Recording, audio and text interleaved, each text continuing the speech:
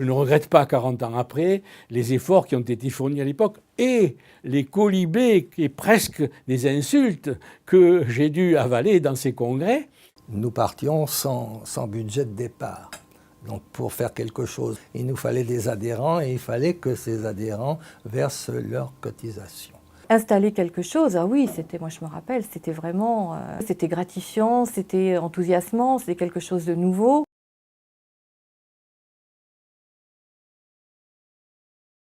Je suis arrivé président de la NFH en 1974 à la suite d'un appel téléphonique de Pierre Reynaud, délégué général à l'époque de la Fédération hospitalière de France. Je lui ai demandé un temps de réflexion parce que si le ciel m'était tombé sur la tête, ça n'aurait pas été pire.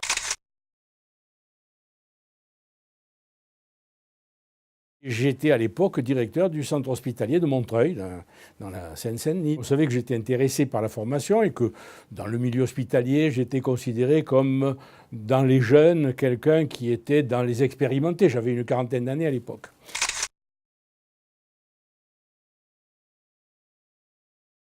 Je suis arrivée par Pôle emploi, enfin à l'époque c'était pas Pôle emploi, c'était la NPE. J'arrivais de région parisienne, sur la région Limousin, je cherchais du travail autour de Limoges et donc on m'a signalé cette toute jeune association qui cherchait une secrétaire. Lorsque ce texte est paru, on n'a pas voulu attendre la publication d'un décret qui rajouterait les fonctionnaires hospitaliers à la liste des fonctionnaires figurant déjà dans ce texte, mais prendre les devants et organiser quelque chose entre hôpitaux. La grande idée de notre organisation, en quelque sorte, c'était d'en faire un groupe de mutualisation. Donc à partir de là, on ne peut pas concevoir un groupe de mutualisation sans une décentralisation. Les trois piliers qui nous ont guidés dans la mise en place, c'était le mutualisme, la décentralisation et le paritarisme à tous les niveaux. Le premier adhérent a été un adhérent miraculeux puisque c'était le centre hospitalier de Lourdes, mais ça n'était pas une très grosse cotisation. Mais le deuxième ou le troisième à adhérer, ça a été les hospices civils de Lyon. Et la cotisation, évidemment, a été de quelques 2 ou 3 millions de francs à l'époque, qui nous a permis d'amorcer la pompe en quelque sorte. On a poursuivi 2 chemins. Le premier, c'était de trouver de quoi installer la NFH dans des bureaux, ce que nous avons fait. Et puis alors on s'est mis en piste pour installer des délégués dans les différentes cellules administratives du territoire. J'ai rencontré le délégué, qui n'était pas le délégué, puisqu'à l'époque on ne disait pas les délégués, on disait les XAF, les chefs des services administratifs et financiers. On a eu un premier contact, ensuite il a organisé une séance de test. J'ai été retenue et bientôt 40 ans après, j'y suis toujours.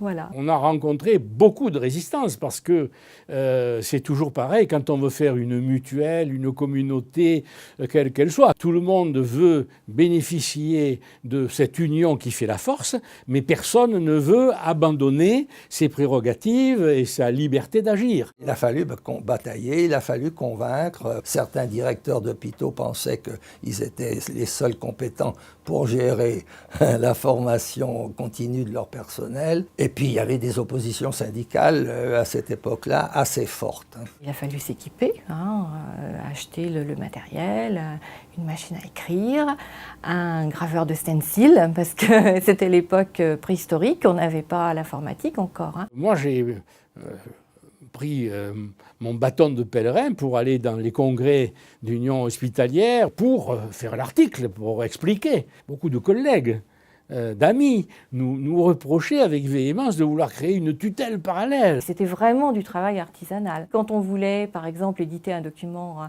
d'un certain volume, on éditait d'abord la page 1, la page 2. Après, on faisait des petits tas avec les feuilles qu'on alignait sur une table. Et pour faire la mise en page, on tournait autour de la table, on l'agrafait.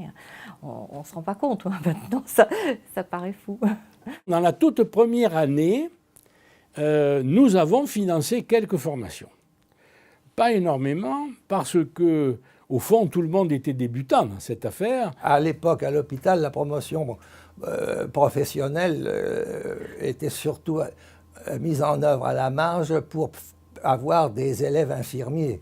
Et ça n'existait pas, bien sûr, dans tous les hôpitaux, et notamment tous les petits hôpitaux, il n'y avait aucune voie de promotion professionnelle. Il m'est arrivé aussi d'aller, oui, aider des maisons de retraite sur place à élaborer leurs plans, en recueillant leurs besoins, et j'étais bien novice, hein, mais eux aussi. Donc voilà, on partageait un petit peu notre inexpérience. C'était tout neuf, on était jeunes et tout était neuf, voilà.